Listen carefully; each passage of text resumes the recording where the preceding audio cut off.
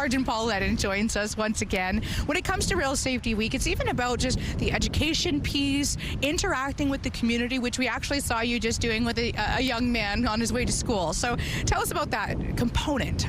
Well, our objective overall, as I said before, is to have zero incidents. We don't want to see anyone be injured or worse with a railway incident.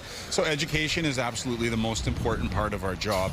So in the case you're talking about, was a young man who was actually doing something really smart. He was staying a safe distance back from a train as it was going through the crossing, and he was making some good decisions. So had a positive interaction there. So that's just what this week is all about. Whether you're talking to drivers, whether we're talking to professional drivers, newer drivers and drivers ed classes,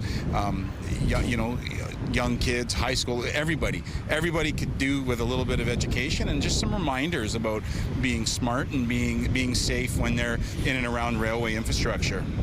When it comes to having a week like this to talk about it, there's a reason that we're doing that, right? How prevalent are the fatalities and injuries?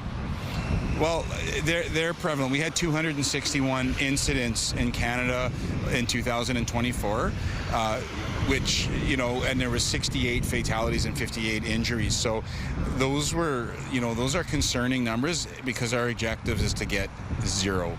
So obviously it's, a lot of the factors we've discussed throughout the morning, the weight ratio of trains, the fact that trains can't stop. There's a lot of factors that the train crews themselves can't control.